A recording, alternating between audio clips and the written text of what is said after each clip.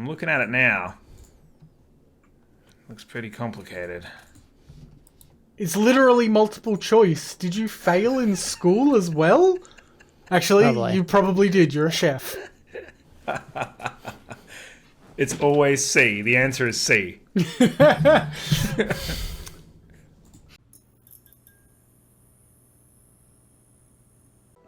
We have put so much into this game, and it is, as you said, our first new IP in over 25 years.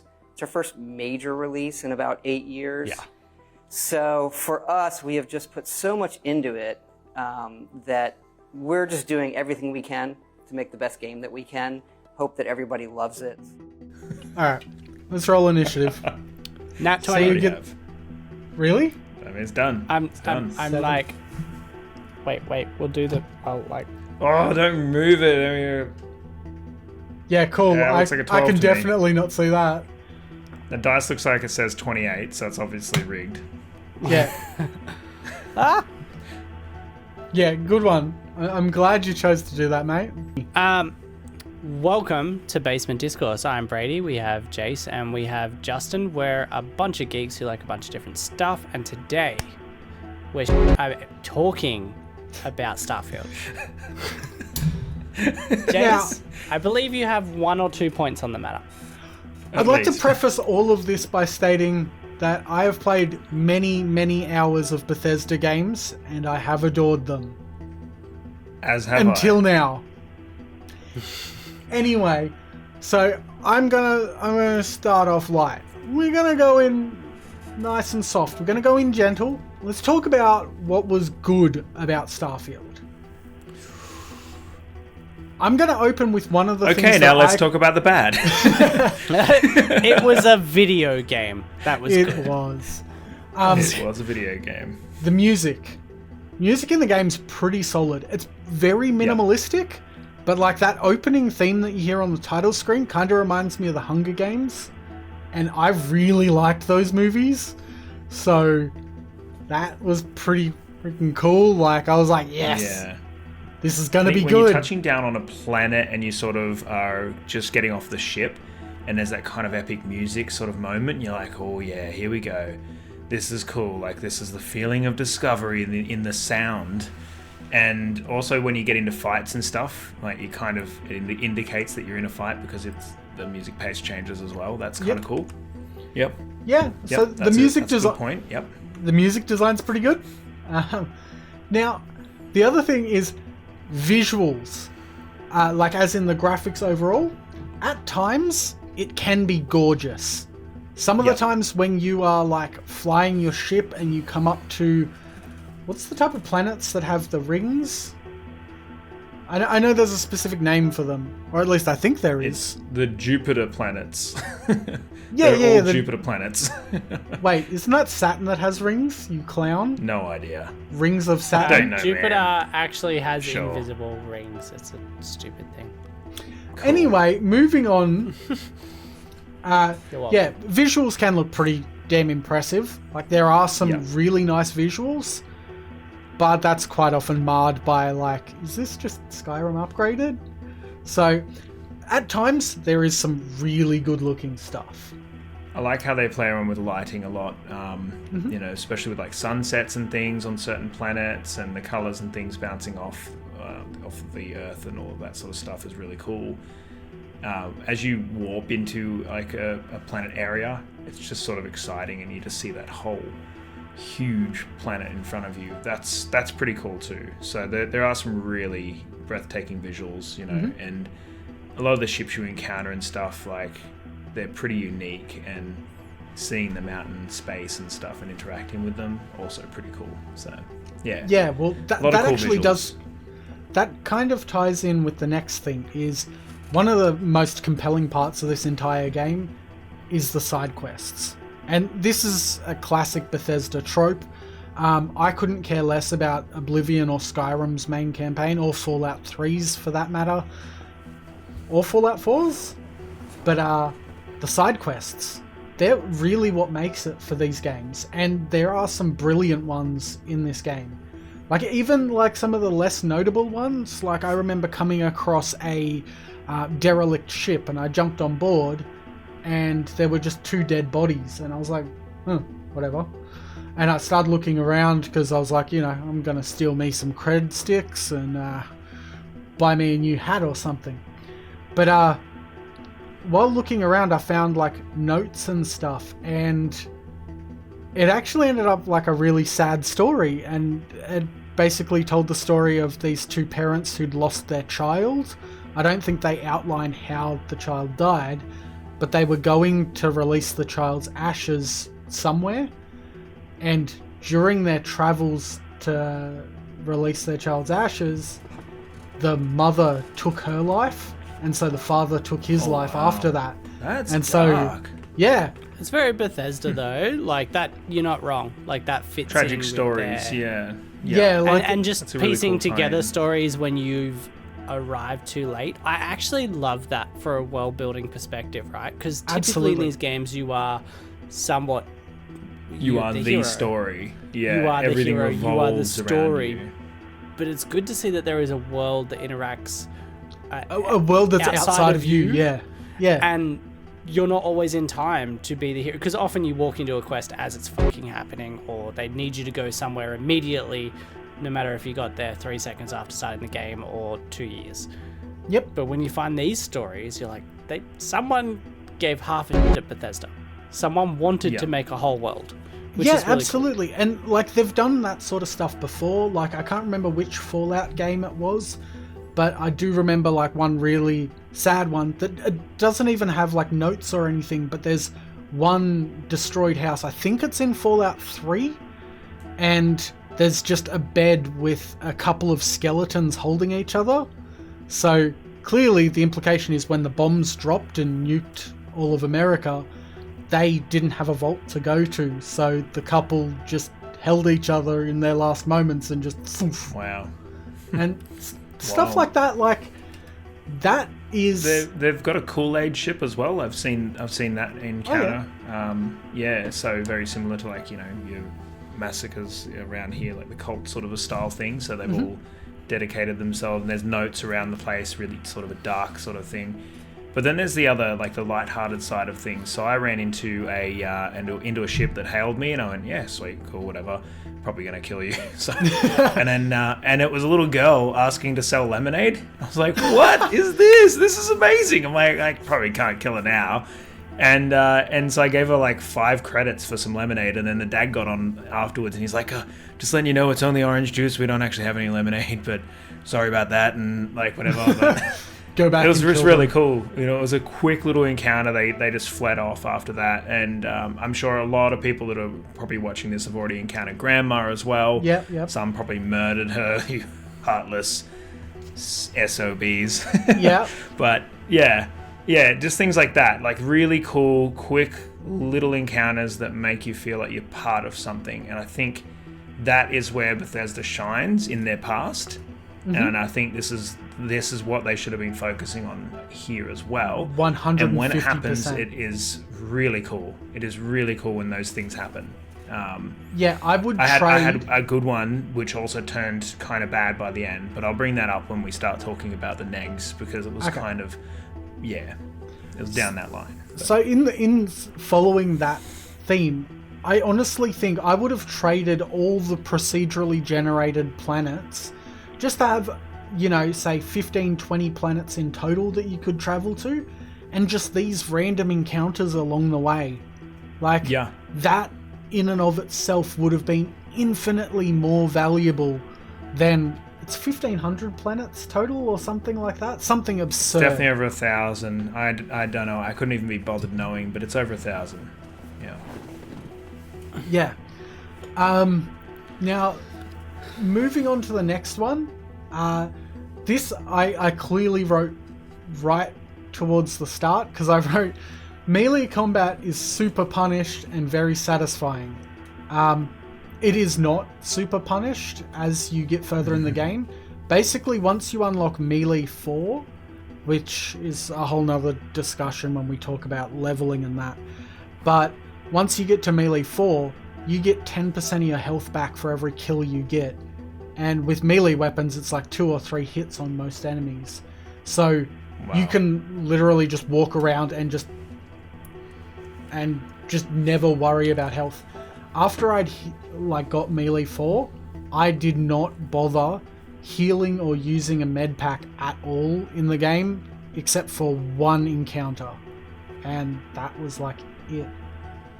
That's insane.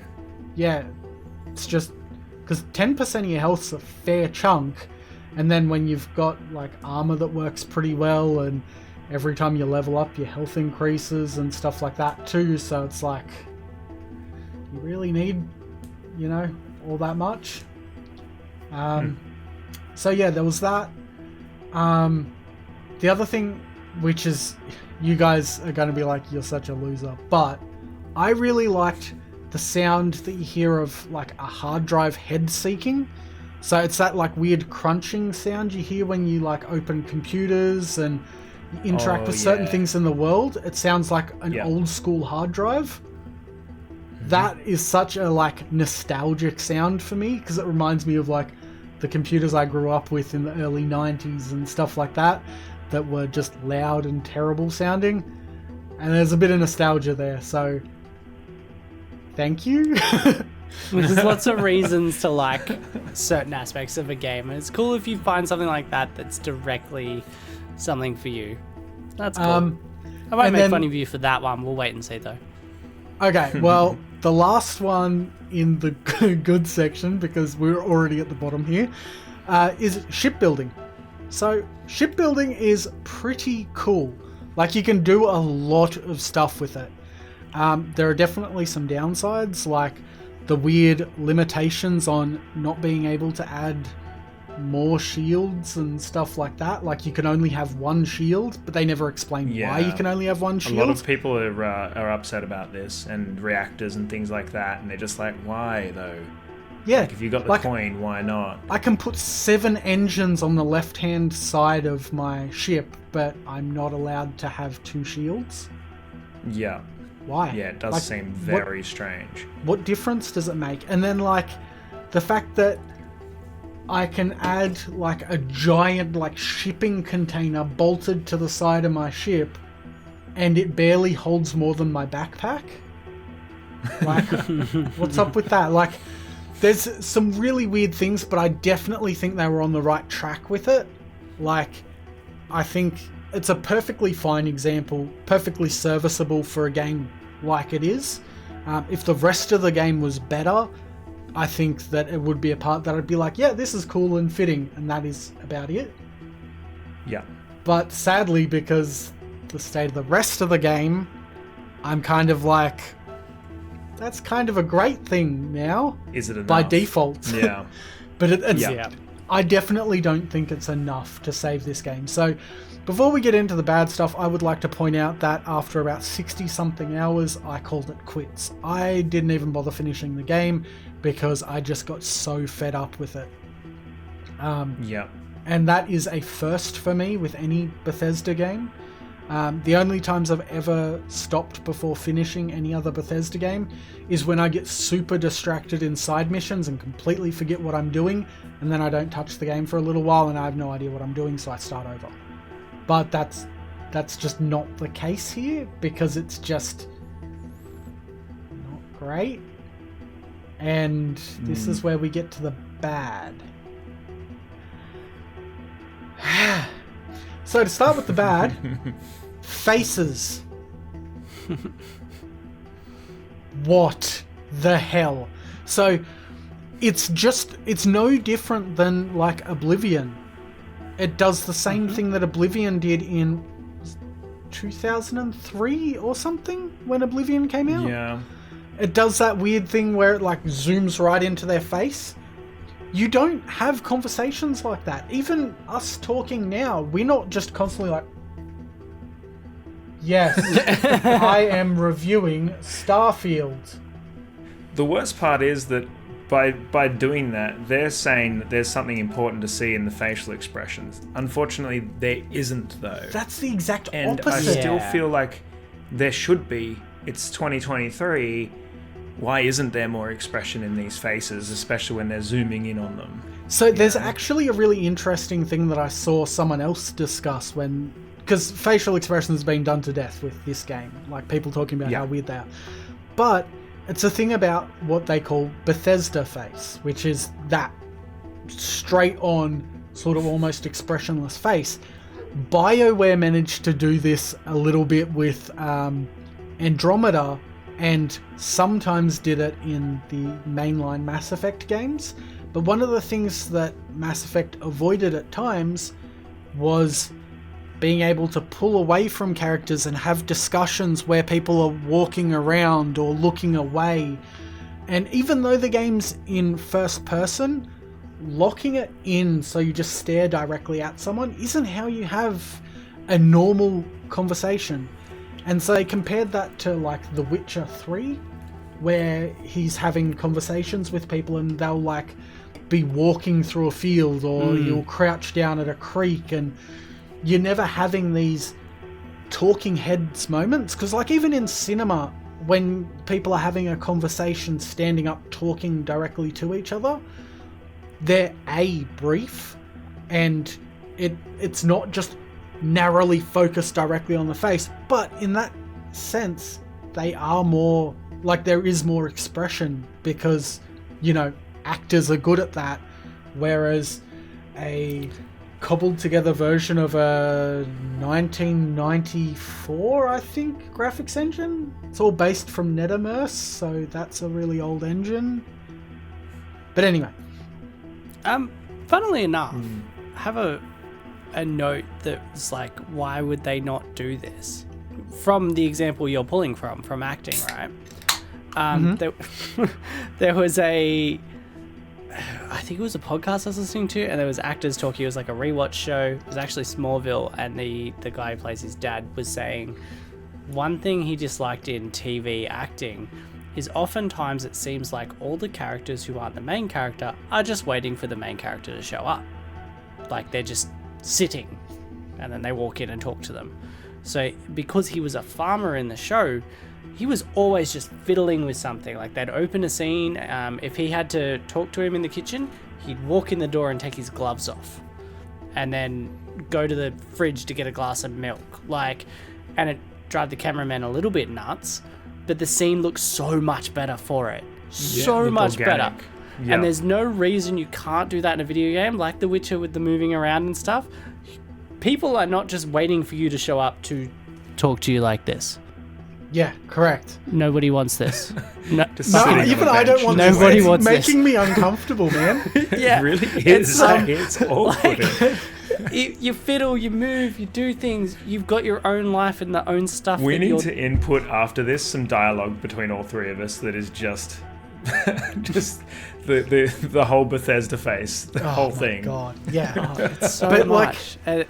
You've raised a really good point, because Constellation, whenever you show up there, they're always just crowded around the where the artifacts are were later on. And they're just always there. It's like Mateo and all that are just like waiting for you. Like, it actually made me wonder at points. I was like, what are they doing? Like, I know Vladimir's up in the eye and he's looking for stuff. But also, that raises another question. Like, what were they doing before me? Like, before I showed up. Waiting for the chosen one. Yeah. It's weird, though, because you've got other people who can do the same things as you. So you'd think that they already would have been on this path. Yeah. But suddenly, they just take off at a million kilometers an hour as soon as you arrive. They're like, whoa. Yeah. This guy. Wow, we can do everything now that this random guy with a beard and... just a beard, because I couldn't customize my my character any more than that, but you know. But yeah, now that this guy's showed up who used to do mining, clearly we are ready for the future, whatever that holds. Yeah. And that's really a tacky way of approaching things. So you're really onto something there, Brady. About time. I appreciate it. Yeah. I mean, you opened the door with the acting reference, so it was fine. But I really had a note about it for later, but it just sort of worked. So, speaking of acting, I'll bring up now my little side quest thing, because I thought it was actually a really cool side quest when I was first introduced to it. So outside of Paradiso Hotel, I can't remember what planet it is because who cares? It's Paradiso. You encounter I'm pretty sure they called the colonists. Paradiso, didn't they? Paradiso? Yeah, Paradiso, whatever. I don't care. Yeah, Who cares? Whatever. But if you haven't, then go there. You'll get this encounter likely as well. You run into a ship. Well, actually, you get an SOS from the planet first saying, we've got a ship in orbit. They're not answering our distress calls. Please come down and talk to us about it, and we'll sort it out. I went straight to the ship because I was like, well, they're in front of me. I'm not wasting my time fast traveling back and forth like an idiot. So I went straight to the ship to see what was the go. Getting ready, guns blazing, whatever, as always. Shoot first. But this time I didn't, and I thought I'd talk to them. Hailed them down, nothing but gibberish. You get on board, and it turns out that this is a 200-year-old colonist ship. So the ship itself actually looks and feels old. It feels like a relic. It's really actually quite well done. All the gear on there looks old, like the doors are clunky. And you run into this like really cheerful lady, and she explains that this ship left Earth with a bunch of them ready to go out and repopulate the first ever planet as Earth was dying, basically. So they were kind of humanity's last hope at that point. They never thought that any technology was out there that they could actually travel better than the means that they had. And you are the first person they've encountered, strangely, over 200 years. So there's shipborne, so they are, third generation shipborne on this ship, ready to repopulate a planet in which they have flown 200 years to get to with no grav leap or anything, and they finally got there. And now they're ready to repopulate the planet in which they were signed up for 200 years ago. So you go, okay, well, all right, well, I'll go and negotiate this. So you go down to Paradiso and you work out immediately that it's kind of a luxury hotel planet, basically. And you go and meet the CEO and everyone. And I'm totally spoiling this, whatever. Yeah, that's fine, because I'm about to, because I had some real qualms with this one too, so... This was, really heartbreaking because it was really well built up. And these are the parts that I enjoyed about it. This is a great idea, right? Absolutely. So I'm fighting for these guys now. These guys have lived 200 years on a single ship, surviving, to try and repopulate what they thought was humanity's last hope. I meet the CEO, he's an absolute douche, and so are all of his offsiders. And he basically implies that you need to kill everyone on board, or pay for them to get a grav drive so they can get out of here and repopulate any other planet that isn't theirs. And I was like, is that I'm going to go on back and talk to the lady on the ship now because I don't like those options. Went back to the ship, there's no dialogue there because I haven't made the decision to either kill them or to pay for their grav drive. They were the two options I had. Wouldn't let me talk to her. She's like, have you talked to them yet? Let me know when you do. Wink. I'm like, okay. Went back to the planet. I'm like, tried to go through any other options. F5'd it, made sure I had somewhere to fall back on. Talked to them about every other option, and each time it just pointed me towards two things. Kill or give them a grav drive to leave town. So I even went as far as I tried to kill the CEO and everyone in the office, and killed all of the security and all of the people on the island, which also does not work because you cannot kill the CEO or any of the people because they're tied to a quest. So you can't even do that. That's not even a solution for this either, which I think was BS as well. So that was it. So I was left with two choices. Murder them, which I wasn't going to do because that's not how I would roleplay, because, this is meant to be a roleplay game, right? So I went with the be friendly part, and I paid 20,000 credits. I talked my way down from 40,000 down to 20, and bought them a grav drive for them to move on. So after doing this, I went straight back to the ship to talk to them and, see if that was something they were, pleased with. I thought they'd be pretty annoyed considering 200 years of travel, and did this really, really crappy little side thing where you work with the engineer and he's like putting the entire ship in your hands by going around and pressing buttons on computers and twisting some wrenches, which was very lame, very quick as well. And then go back and talk to the captain of the ship, whose mother was the captain of the ship prior to her, and whose grandmother was also the captain of the ship as it left Earth 200 years prior. And she's like, thank you so much for organizing the grav drive. We can go anywhere now. See ya. Here's a bunch of Earth relics. Bye. And I'm like, what? What? Yeah. Like, I know that was a lot. I had to build this up because you really need to understand the gravity of this whole thing, and the fact that she can just go, okay, see ya, thanks, bye.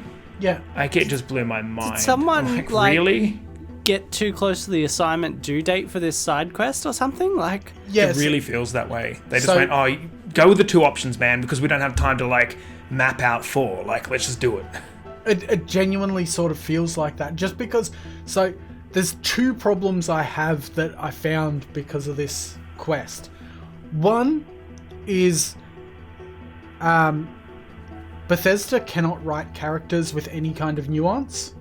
People are either the loveliest person that you've ever met or a dead set piece of crap.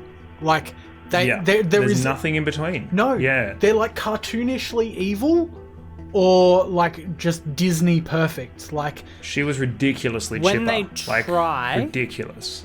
and it's not a Starfield example because it just like immediately comes to mind.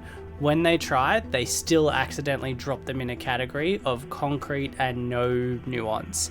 So if you think of the different factions with the Skyrim thing, you had the rebels and then the like Imperials, but neither were properly anything. There was no nuance to that fight.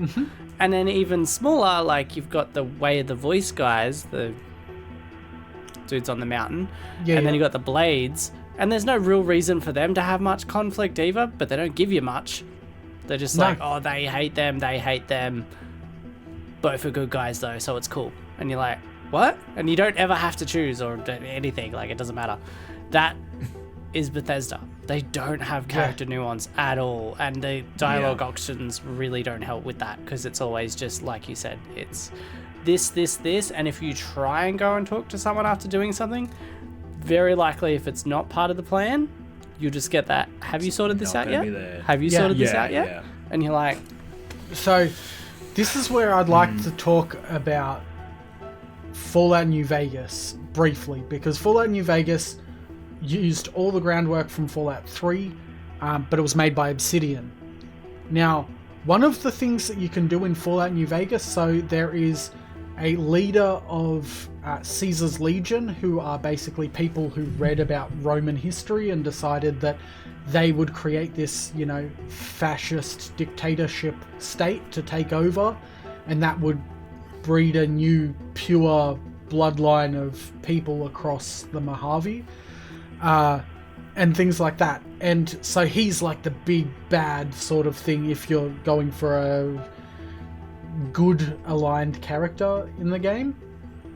You can literally walk up to him 2 seconds after starting. Well, you'd have to actually get all the way to where his camp is, but the moment you travel that distance, you can get there and kill him immediately. Wow. And the game still carries on. All your quests still exist, except like obviously anything he was going to give you changes, because they account for that by giving you other people within the Legion that can offer you quests if you've killed someone else. And if you end up killing too many people, then obviously the Legion hates you, and then that happens. But that's a whole level of nuance that they offer you within how their quest design works. And that's hardcore. In the Paradiso quest that you're talking about, I got there, and the moment I realized that he was just a money-grubbing piece of shit, I was like, I'm a guy that is very anti-capitalist. I'm not a big fan of corporate jerkholes at the best of times. So I stabbed him in the face the moment he said, I didn't even try to discuss with the woman. When he's like, you can buy him a grav drive and tell him piss. I'm just like, nope, pulled out a knife, stabbed him right in the face. Quickly found out that he can't die. He just dropped to the ground, and then I sat there stabbing him. He just didn't die. And I'm like, what? Why give me the option to be able to do that and then take away that satisfaction? Like, why wasn't it one of those playing scenarios where you walk in and you don't have your options for attacks and stuff? Like in that room, you're only able to walk or something like that. I hate those scenarios, but like that would make sense if you can't do anything else. There are scenarios like that. It's it's too big, you know what I mean? Like, the game got too big and they couldn't tie up all the loose ends. Maybe that's the case, So they just but blocked like them with unkillable characters. but that's not even like. It's not even exclusive to that mission. Like, apparently, No. pretty much any character that has a name cannot be killed, unless they are part of a quest that should be killed. So, unless they are generic Jerkhole 7, you can't kill them. That's so weird because that was not the thing in Skyrim. No. Unless they were like... Jarl. Actually, yeah, no, I'm pretty sure you could kill No, most you of the can. Jarls. You can. Yeah. Unless they were like in the middle of doing something that would just absolutely break the game. You Yeah. kill anyone. Like I killed on my very first playthrough the bloody shopkeeper and like made my life so much harder from Whiterun. Yeah. But like you can kill anybody in that. You can kill the Greybeards, all of them, whose name I remembered now. Yep, But like good work. this is weird that they would do that. Yeah, and making I think it just got too someone who's like complicated. so cartoonishly evil and not even thinking that someone would want to do that. And then there's the glaring plot hole, right? Why can't they populate just any other piece of like that is an entire planet and there is one Yeah. hotel on it. It's a There really is that argument yeah. too. Like you bring it up, Yeah. and then one of them And is they're like, like- "Oh, yeah, I mean, they could do that, right?" Because I managed to convince one of Yeah. them, and I was like, "Sweet, okay, they're going to be able to repopulate at least half this planet or something." Yeah. But then the CEO is like, "Nah." Yeah. I'm like, So they "Oh, they okay, even cool, I didn't get a pose stab the at that," theory, like- but then they don't let Yeah. you act on it in any way, shape, or form, and you get shut down with a. This has "No, got to no, be we- someone didn't finish it. It's, I mean, like you're saying, a lot of the game is That's like the problem, that, though. The whole thing feels Well, that way. that you could know? be like, it, like, Everything feels. It could be firewalled. like, oh, well, we've had to because this was delayed a little bit, wasn't it? but yeah, A couple of idea. months or something. But yeah, it might be that it was delayed a bit, and they're like, oh, well, we've got to just wrap up these loose ends, but that shouldn't be an excuse to make a like. No. I would rather the game be a little more like a little less polished, and at least give me that freedom, because at the end of the day, a game can look a bit crap, but still work as intended or as you would expect, and that then. You're talking about an open world RPG with like the choice to go anywhere, do anything, except you can't do anything. Like that's Pretty much, yeah. And if that's you're going the to go problem. anywhere, Like, if you expect were loading playing- screens. For example, a recent example, if you are playing Spider-Man, you know probably not a lot of choice in that game. Yeah. Probably not. You are playing through the story as Spider-Man would behave in all scenarios, basically. Mm-hmm. Whereas that's not what Starfield is. That's This is the concept of freedom, but within a huge sandbox of within the zero confines freedom. of what a game can possibly be Yeah. in 2023. Unfortunately, But like it's all a bit of a smoke and mirrors. they haven't used it properly. They've Yeah, it's like sold it to. maybe it's because they've given the impression that it's a sandbox, but then they're trying to pull it back a bit closer to like what you'd experience in Cyberpunk, because Cyberpunk 2077, I know you guys haven't played it yet, but it is a far more focused RPG. Yes, it's open world, but there are certain characters that you can't just walk up and put a bullet in. But it very clearly shows that in certain areas you can't pull out your gun unless Yeah, it's a that's what I specific was- time. Though that's fine when you know that that's what to expect. But when That's they're right. giving you that, these that brings freedoms, me to another point about pulling out your gun as well. Why is it that you can pull your gun out and shoot randoms in cities and towns and things, and zero people react to this like it's a thing at all? Because they haven't bothered Like, to do it.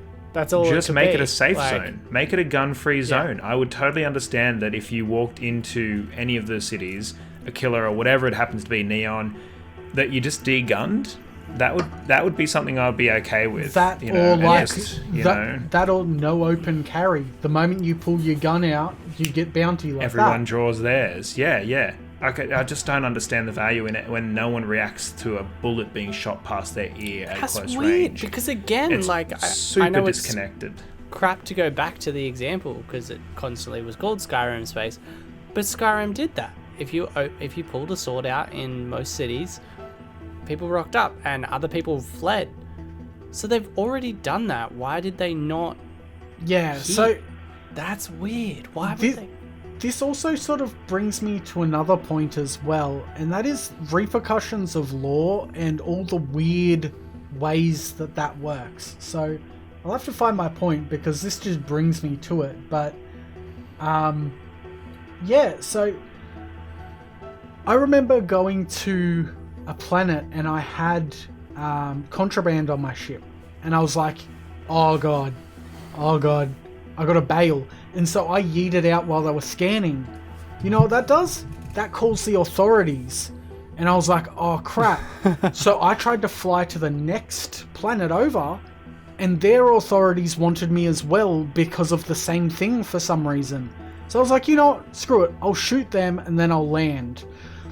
I shot them down after they'd shot at me, and I was like, cool.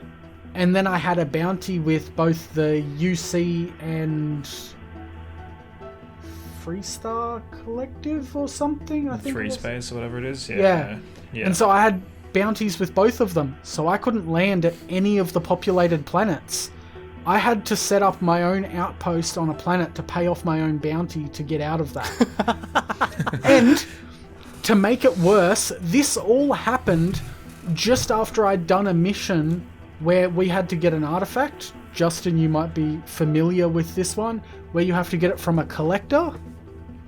Yeah. Yep. I murdered everyone. I murdered them all to death on that ship. Nice.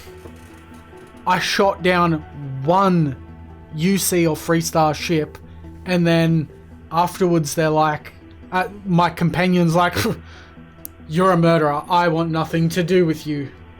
Yes, I've done this before. I just as well. literally murdered everyone to death, and I shoot down one ship, and you're like, I can't be around you. Like, what? What kind of morality is that? Like, at least they used to have that, you know, liked this, disliked this, and there's like a sliding scale, not this, oh, this dude just shot at you and you shot back, so I think that you're a piece of crap. That doesn't make any sense. But then also... Would they have rather died with their dignity intact, or what? Like, I don't understand. And like... You're also keeping them safe. They're on your ship. Yeah. And then like...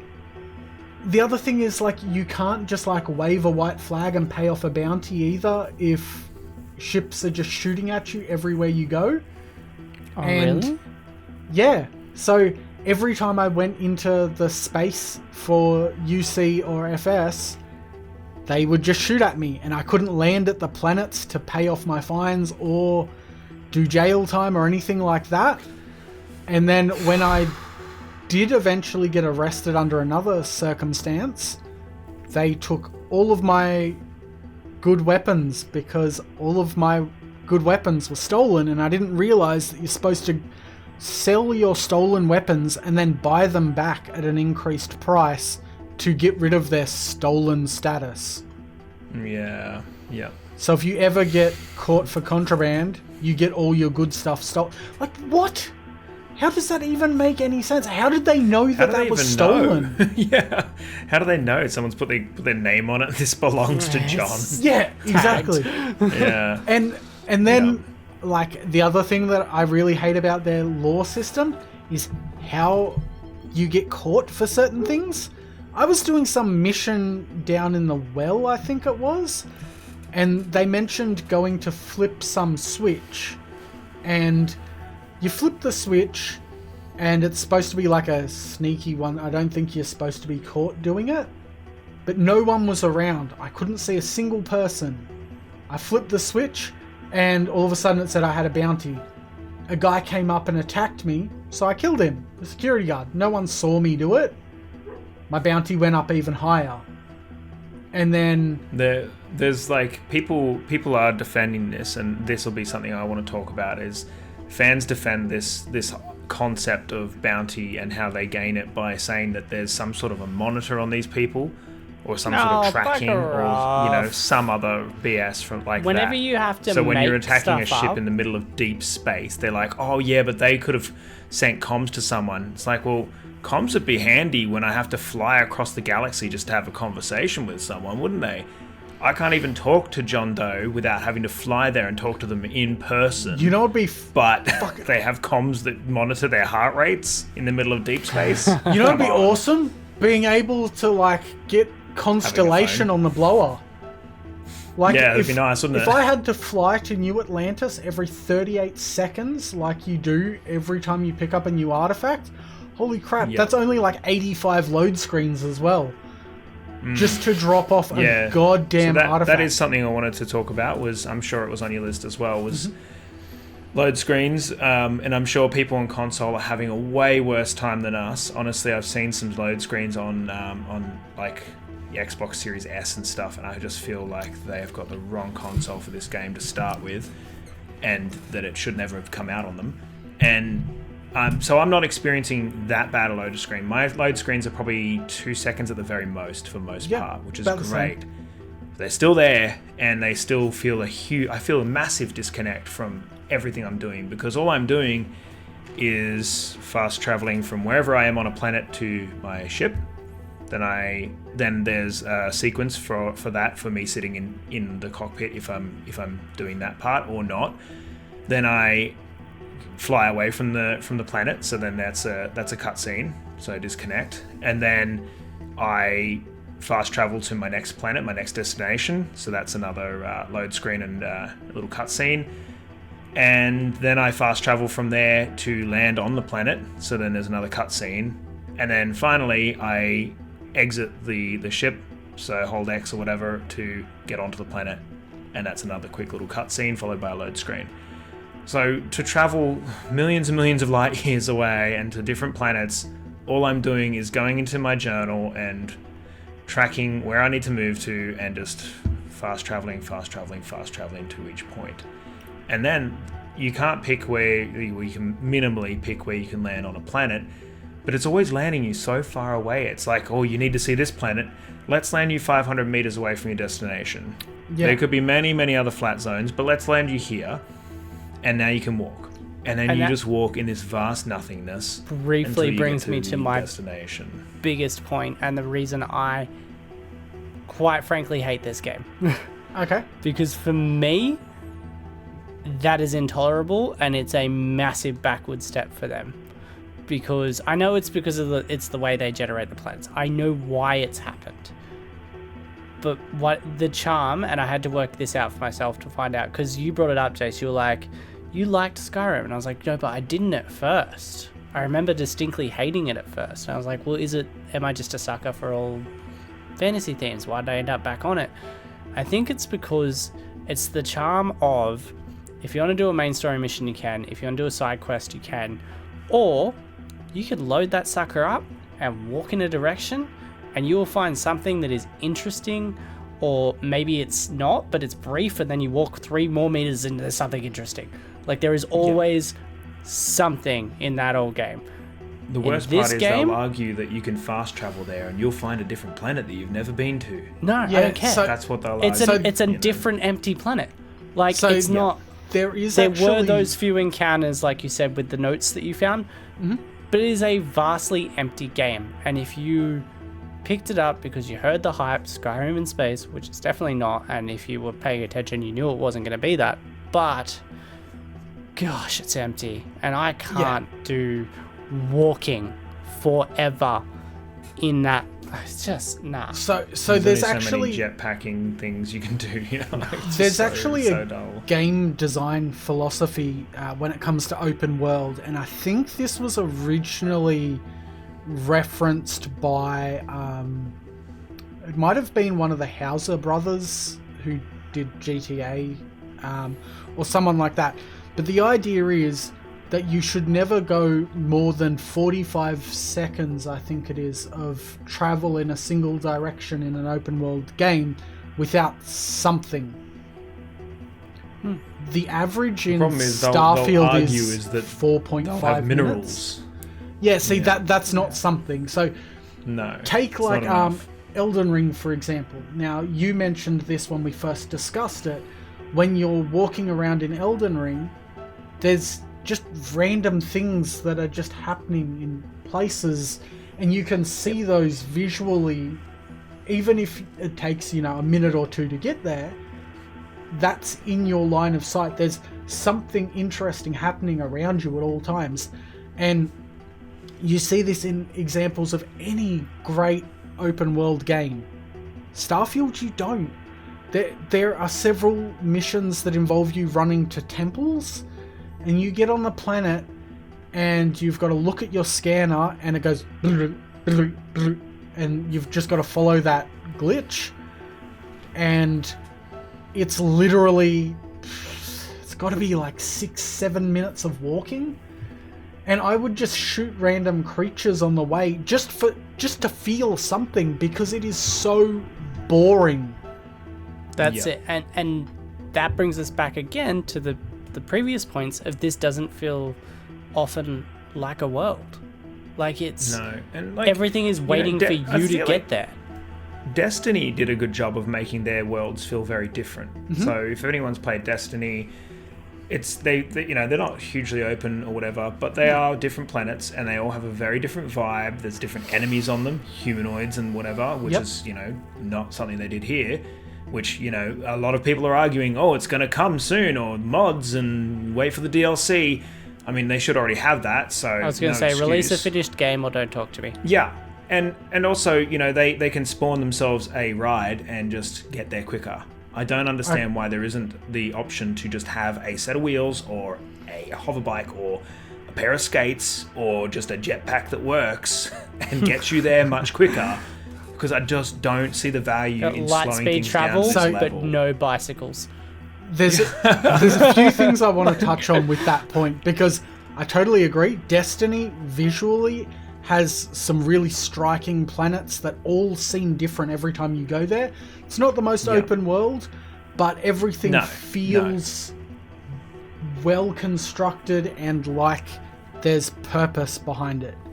Whereas it genuinely feels like there's so much procedural generation in Starfield. And I remember seeing an interview, and I think Todd Howard said somewhere that that the reason there is no traversal mechanics like speeder or anything is because he wanted you to explore, to encourage exploration and to really, get a feel for the world around you, which honestly I think is a lie, because he did himself a disservice by doing that, because the longer you spend on a planet, the more you realize how little there is to do on it. Correct. Yeah, but also, that's a terrible idea. Skyrim, Oblivion, and I believe even Morrowind had horses. Yeah. You could traverse with those. And if you really want to slow it down, then just don't use the mounts, but at least give us the option to use one. I feel like this is Firewall. This is going to be something that's coming. It'll come out with the DLC and they'll be like, you want to traverse the 1,500 planets we gave you that are, very interesting and unique, and each one is totally different? Here, have this set of wheels. It'll only cost you $50 with the new DLC pack coming out. Oh, and we fixed all the glitches. Oh, and we put some more story in there for you guys. And, you can new game plus to 50,000 now. So, sky's the limit, guys. But it's just not enough. So this sort of takes me to another point, right? Because everything does. Will it end? Everything does. So many points. So Mass Effect is probably your closest comparison to this game.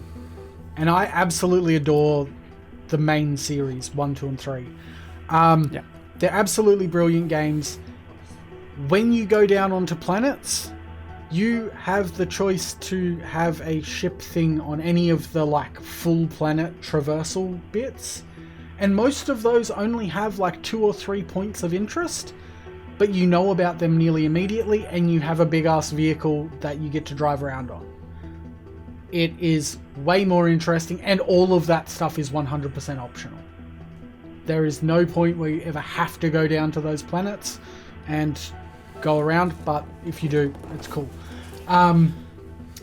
But they the main quest of this game seems to just steal a whole bunch of stuff from other games. Did anyone, I don't know if you guys got that feeling, but Mass Effect, the first game, the whole driving point of the game is you're a Marine that's about to be tested to become a super magical space Marine, and you touch an ancient artifact, and all of a sudden you can see some terrible vision of the future. And that is the driving point of the entire game. Boy, does that sound familiar with another space RPG? It's only been 8 years in the making too. There's not really enough time for them to think of a new plot. Yeah, because... Don't be silly. You want innovation with almost a decade's worth of work? Yeah. No. We're stealing everything. Everything. Yeah. Well, then they start stealing from themselves as they get further on. Like, so they start stealing from... I felt that this kind of felt a bit like Mass Effect Andromeda with how some of the exploration and the temples felt. But when you get into the temple and then you get your magical space powers, which are basically just shouts in space... Yeah. Yeah. It really 100%. feels a whole lot like it is just trying to steal from Skyrim. And then... It's just a rebadged vehicle. Yeah. And then your big bad guys, they have this horrifically original unobtainium tier name, Starborn. Boy, that seems awfully familiar. And it just feels like, for a game that's been in production for as long as it has, they really haven't put a lot of effort into the things that they should have. Actually, now that I think about it, they really haven't put a whole lot of effort into anything. Yeah. It feels for like... a game that boasts... So my argument is, for a game that boasts that they're an RPG, they're definitely a looter shooter at best, with some really cool design aspects where, you can create, your little fortress homes and outposts and whatever BS, and then they've also got, their ship creator, and that's really about it. So that's all I find it to be. If we're going to go down the looter shooter avenue, then it's going to be in competition with Titans. You're putting it... Well, actually, no matter what you do, right? So if you say that it's a space RPG, you're up against Mass Effect, and then you're also maybe up against, like Star No Man's Citizen. Sky, like, Well, if No you Man's say Sky that... to a degree. If you say No Man's Sky, then you're more leaning towards the, like, space sandbox, like, crafting survival type game. It's kind of like exactly Subnautica right. and that. So if you say that it's sort of like that, then you're going against No Man's Sky, which is infinitely better at what it does. And Mass Effect is infinitely better at what it does. And then... At least you can land on a planet in No Man's Sky. Well, yeah, without a cutscene. You can fly around. You can land wherever you'd like. But Not then, even just without a cutscene. Pausing to land? What? I know. What? Did you guys both fly at a that planet planet? for Look, like there an it is. hour, and you're like sitting there like, and you're like, I swear I'm not getting any closer. Yeah. And then you're like, oh, I've got to go into the menu to land. That was terrible. But I just couldn't. so basically, if it's RPG, it's got to go against Mass Effect. If it's a sandbox survival thing, it's got to go against No Man's Sky. But if it's a looter shooter, then it's got to go against either Destiny or Borderlands, and it doesn't do what either of those games does anywhere near as well as they do. Borderlands That's has the 8 worst part, though, trillion because guns. when you start to try and put it into a box, they're like, oh, well, don't put it in the box. It's its own thing. You see, it's so unique that it's none of those things. It's not. And you're like, you're correct. It is none of those things. So without putting it in any box, it just means it's nothing. And that doesn't make it unique, and it doesn't make it its own thing. It just makes it none of those things. And that means it does none of them well enough to be a thing of its own at all. They haven't reinvented and they haven't created a new genre of game. They haven't reinvented the wheel. They've taken bits of all of these other elements from all of those things that we just described and done them poorly, or done parts well, but not well enough to be executed well. Even the parts that are we've well are got still not unique. thousands That's of the glitches thing. inside of this game that break games. They're actually game-breaking glitches out there, especially with the console world out there. They are just restarting games from scratch. Like, I've seen poor bastards with excited picture of buying a brand new Xbox with their Starfield game and their Starfield headset and their Starfield control, and then weeks later saying, I'm done with this, I've had to restart my entire game after 250 hours, I can't find a save that isn't screwed by this glitch that doesn't allow me to finish. And I didn't realize until I got to the end, and I'm trying a new game, but it won't let me because of X. And they can't do it. And they're like, that's a huge investment. Hundreds of hours, let alone the thousands of dollars they've just spent to play this game, to then get to that point. And it's that broken they can't get through. And I think the next part, we're going long in the tooth on this thing, but this is. I wanted to bring out the people out there, the followers of this game and the supporters of this game. So I joined a couple of groups on Facebook. I don't care. You guys can rip me apart in the comments. I do not care at this point, because you already have, in the short time that I've been in these Facebook groups, trying to just talk about the game in any way negatively, or even just bring up a point that you found was frustrating. These guys come to the defense almost immediately, and that straight away red flags to be an issue with me, because I'm like, why are you defending it so much? Why are you so passionate about this thing when it's so obviously broken? And it doesn't matter how much you try and tell them, they will just stand behind this thing for forever. And you'll be like, hey guys, I'm having a problem with this. Can anyone help me? And they'll be like, the game's not broken. Don't even say anything bad about it. I've put 450 hours into this game. I'm new game 10 plus. I'm so far in. You just haven't played it enough. Like, it's just a Bethesda thing. Like, don't worry about it.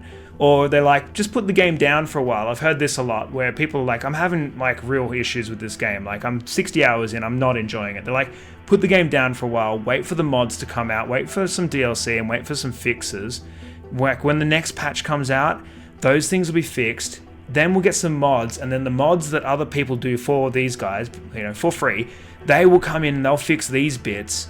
And oh man, this game is going to be so good when it's got mods and stuff out. It's like, this game should already be good, but it's not. As a Cyberpunk diehard, and knowing how that came out, like, I had no investment in Cyberpunk prior to it coming out. I wasn't following any of the news about it, but the moment I got it, I played it, and it was a buggy mess for most other people, but it was fine for me. I only had a handful of issues. But in saying that, like, I can sort of relate, because I had such a real amazing experience with that game, but I could look past a lot of the bugs and stuff, because a lot of it was visual stuff. Like, it was like, people clipping through walls, or someone had just T-posed in the middle of the street or something like that. You can look past that. That's on the tier of the bugs that we saw at launch with Skyrim. Cyberpunk definitely had some worse stuff out there, but fundamentally, the game was sound. If it's not a game that you're into, that's fine. Whatever, not everyone's going to love every game, and that's fine. But there are some real flaws coming from a company like Bethesda that we know can do better. Like, the frustrating part is that so many people write this off as, oh, it's just a Bethesda thing. It's fine. That's just how Bethesda do it. The Bethesda pass. That is so infuriating. Yeah. Why are they getting a free pass 20 plus years into what they've been doing? They should be leading this whole game. We shouldn't be in this conversation right now saying how broken Starfield is and how they could have done this and they should have fixed this, and why did they have 1,500 planets instead of 15 nicely fleshed out ones with a whole bunch of lore. And like, that's something I don't find. There's no lore. No one gives a crap about anything. Yeah. It's just a whole bunch of planets. Like, it's just, it's so empty and vast and just nothing. And, one thing I would why is like it they get away with this and no one else can? There is one thing that brings up, is the whole lore thing. Now, with Mass Effect, and I'm going to be drawing these parallels a bit, but with Mass Effect, because there are so many alien races in that trilogy, there is so much backstory that's unique to them. But with Starfield, because somehow the entire galaxy only has humans everywhere, it's just like, we used to live on Earth, Just and wait for now the, we don't. Wait for the mods and DLC, man. That'll come. 6 Yeah, months it'll from fix now, all the lore. 12 months, 2 years. Mods and DLC, Don't worry. and then you'll find one random book in one of the 1,500 freaking planets that'll be like, oh, yeah, just shot a bunch of sperm into space. Yeah, space jizz. That's how it happens.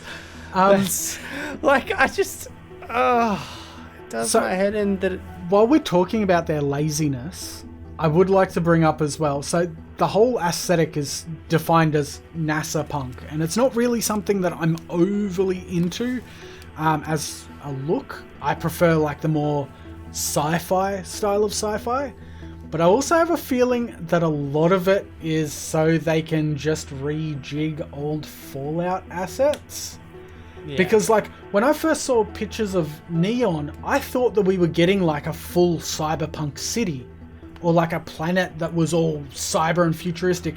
No, it's closer to like the New Vegas Strip, where it's like just kludged together with bright neon lights and stuff. Like it's not like a futuristic cybernetic city. And then like Aquila looks pretty much exactly like any of the like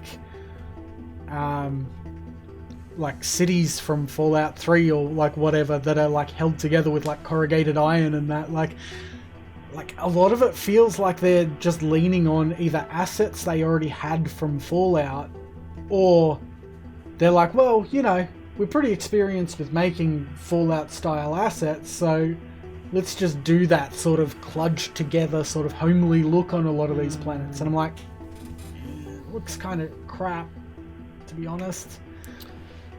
And yeah, so that's it one also thing it's stark contrast with the generated, right? Because you got all these different skies, all these different floors.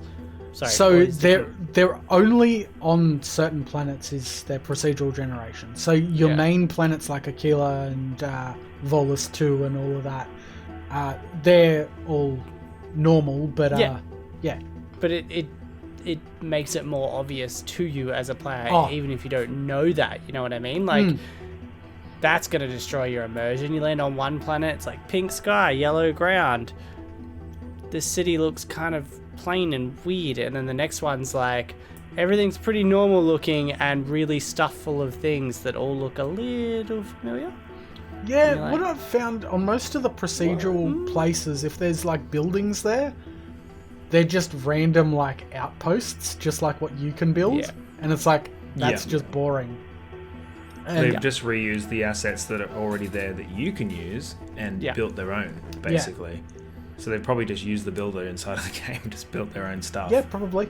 So 100%. That's probably how the procedural generation works. But moving on away from that to something else that because we've got a list and we've got a time limit too. I'm still only on page 1. I think we're already over it on the negatives, but yeah. No, I'm still on page 1. I've got 2 more pages to go.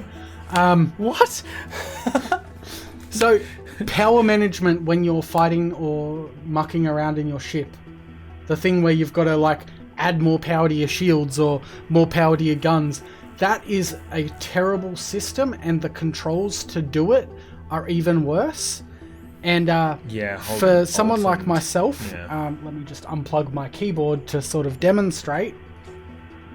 I don't have up, down, left, right arrows on my keyboard, so I can't do it in the conventional sense. So the keyboard layout that they prefer, because I have limited keys, is ZXCV. What? Why? Oh no. Yep. That's terrible. Well, that's a line. Yep. And I can't even remember what is up and down, but it's really confusing because you're supposed to be able to switch between all of these on the fly in the middle of combat. That would be awkward enough even if I had up, down, left, right arrows. It's super awkward already, yeah. And it is so much worse with that. And that makes ship combat even more annoying than it previously was. So that's another point. Moving on before you guys hate me too much. Leveling up sucks butts. It is crap. Leveling up in like Fallout and all that, Skyrim, Oblivion, all of those systems are pretty fine. Like I enjoyed most of them. But this is basically like, oh, you've hit a level. Press on one of these arbitrary things. And like, for me, I just wanted to focus on RPing someone like myself, and I really enjoyed melee combat, so I focused a lot on that.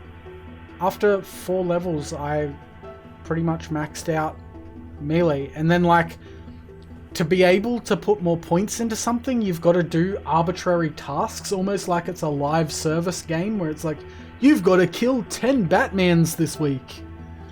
Except it's more like, oh, you've got to shoot 5 ships to be able to level up piloting.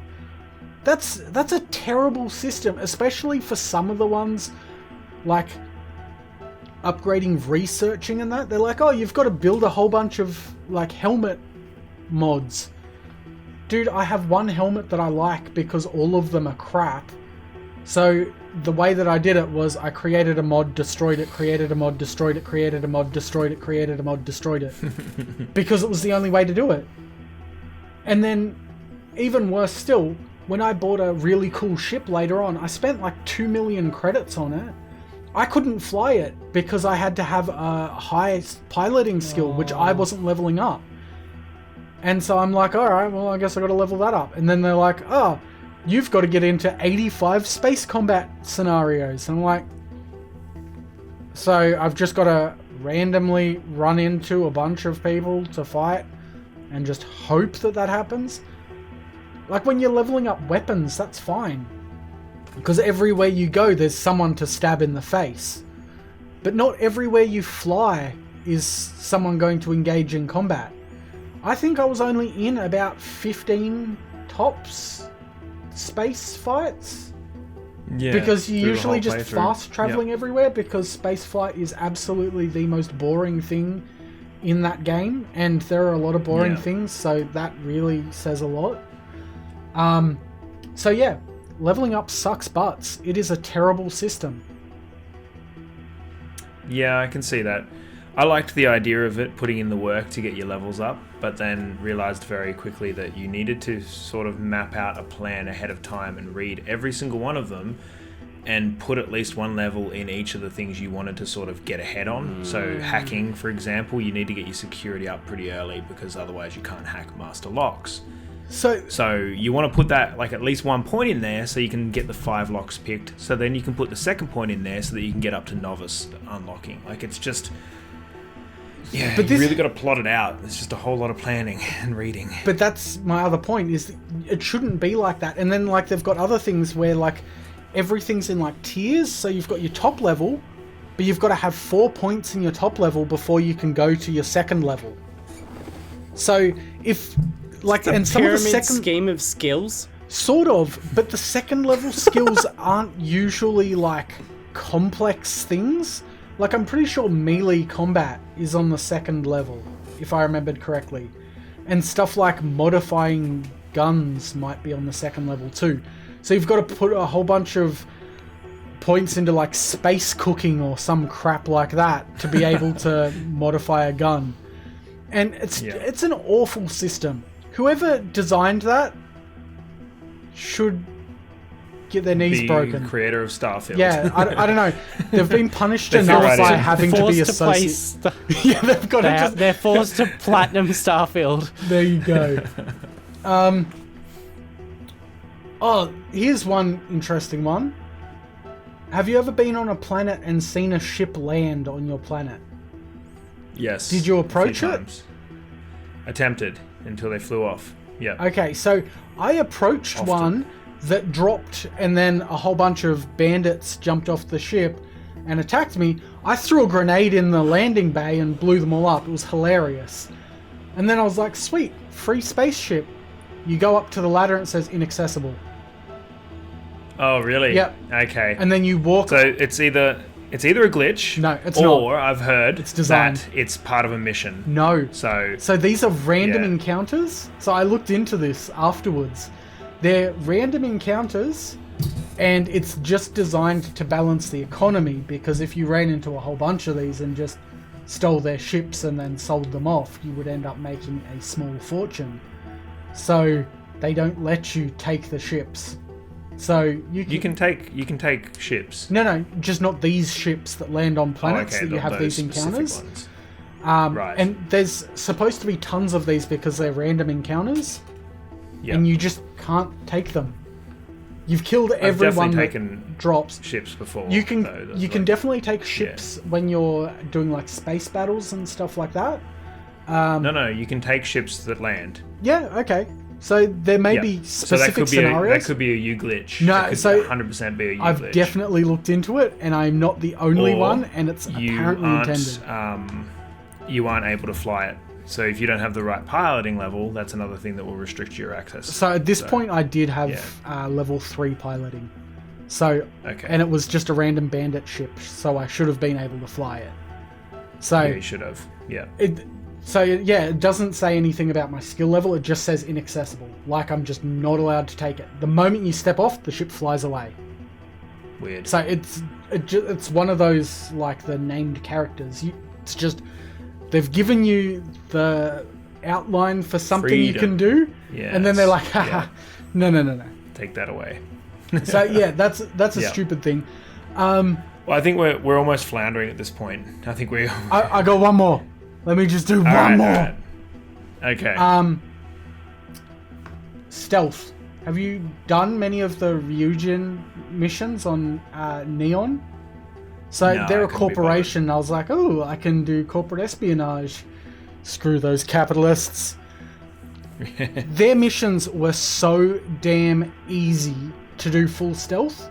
Several of them, I literally walked in. I didn't even crouch.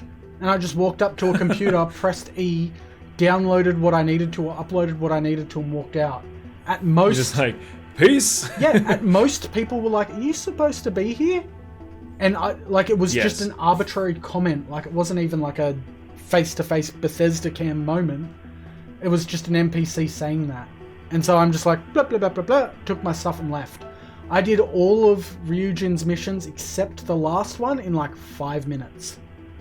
They were just so easy. That's ridiculous. And then the last stealth one is just so painfully difficult to do because basically they've turned on all their security systems and you have to invade their building.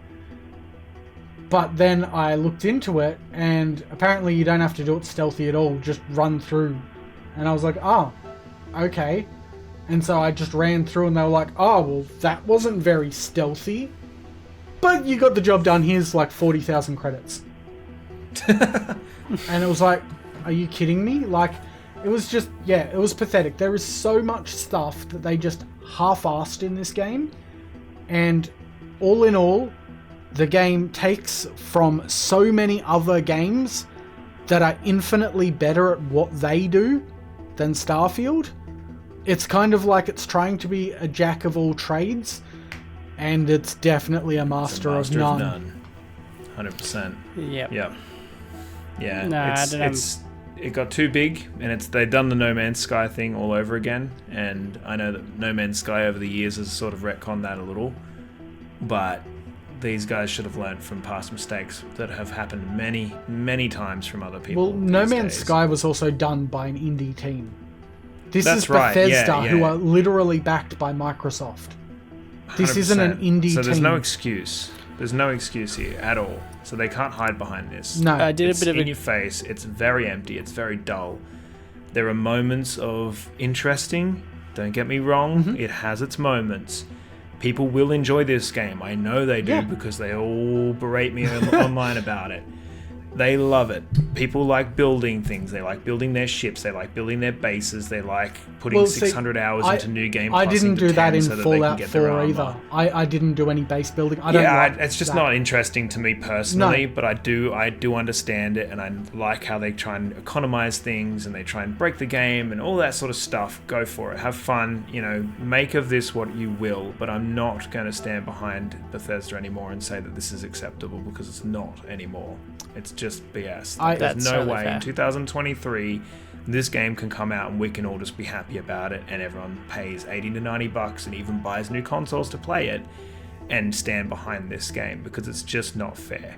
It's absolutely ridiculous that people are still happy with this game to say that it's finished and to say that, oh, I'm looking forward to the mods that other people are going to bring to this game because it's going to make it so much better.